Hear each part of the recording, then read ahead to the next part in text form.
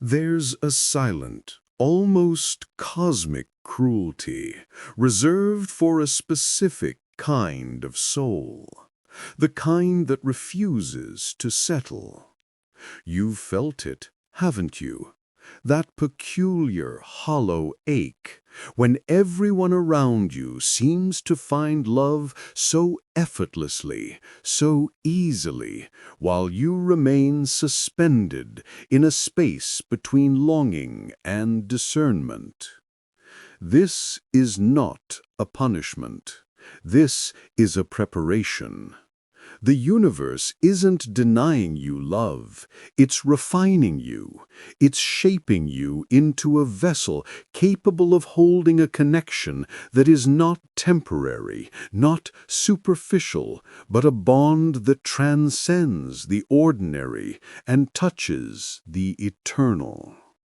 This path is not for the faint of heart. It is a profound journey through what I call the 5 great initiations, each one a crucible designed to burn away the false and reveal the truth of who you are.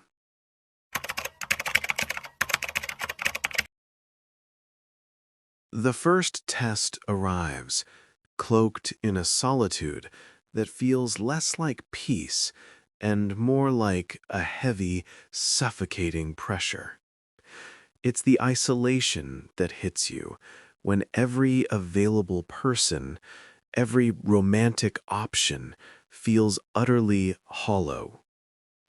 You find yourself in crowded rooms, surrounded by laughter and conversation, yet your soul feels untranslated.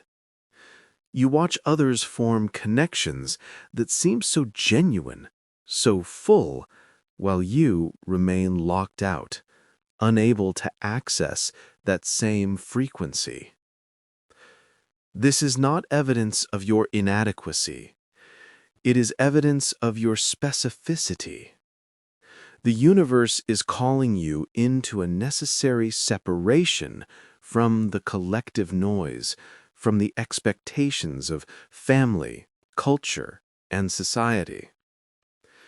In this crucible, you learn the vital difference between loneliness and solitude. Loneliness aches for someone else to fill the empty space. Solitude is the sacred space where you learn to inhabit your own soul more fully. The universe watches to see if you will collapse your standards out of desperation or if you will stand your ground even when the silence deepens.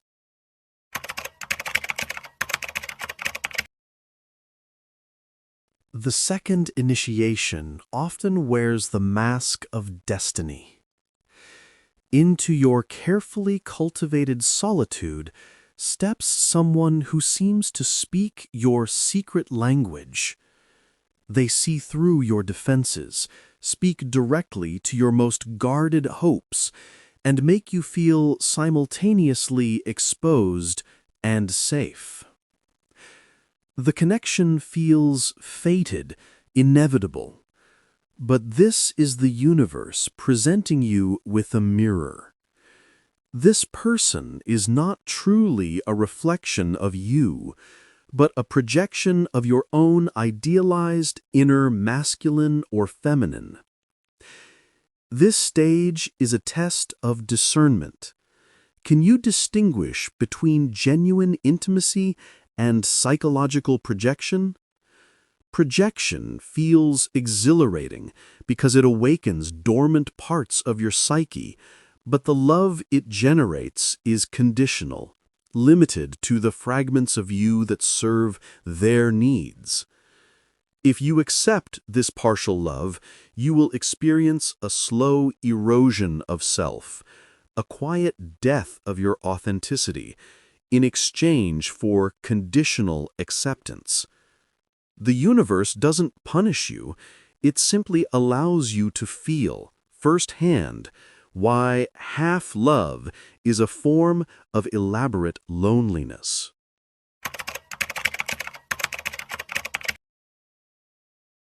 The third test turns inward, and it is perhaps the most challenging. Just as a truly aligned person begins to approach your life, someone who is kind, genuine, and sees you for who you are, your deepest fears rise to the surface. You find yourself creating reasons why it won't work. The timing is wrong. They can't possibly be this good. Hope itself is dangerous. Your own shadow becomes active. It whispers that disappointment is inevitable, that consistency is only temporary, that love cannot possibly last. This test reveals whether you can recognize goodness when it appears. Can you receive love without immediately questioning its authenticity? Can you risk disappointment for the possibility of a genuine connection? Like what you're seeing? This is just the beginning. Subscribe to Shadow Pulse for more.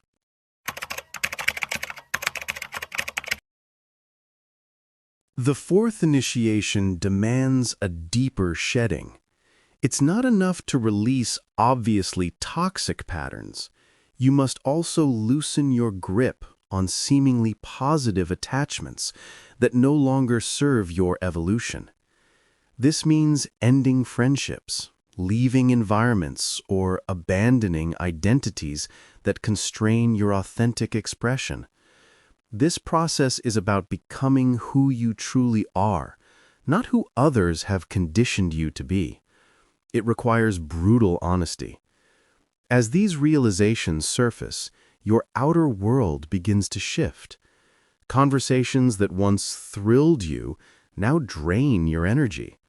This is not depression, it is alignment.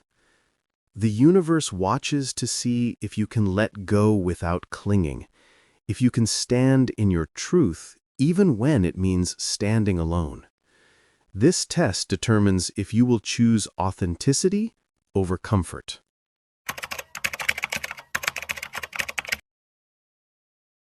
The final initiation is the paradox that breaks the cycle of striving. After the solitude, the projection, the self-sabotage, and the recalibration, your soul is asked to do one final thing: surrender the very thing you have been seeking. You must release your attachment to finding love as a necessity for your happiness. This surrender is not defeat. It is the quiet confidence that your essence is enough. You stop interpreting solitude as punishment and begin to feel it as sovereignty. When you arrive here, a shift occurs. Love ceases to be a desperate grasp and becomes an abundant overflow. You are no longer a seeker, but a beacon, radiating a frequency of wholeness that attracts a similar soul. When they appear, the recognition is not fireworks or obsession. It is peace. You meet not a stranger, but a familiar soul, an echo of home. You will finally understand why the waiting was necessary, why the tests were unavoidable. You weren't being denied. You were being prepared. You were being sculpted into someone capable of a love that is not fragile, but eternal. A love that doesn't complete you, but celebrates your completion.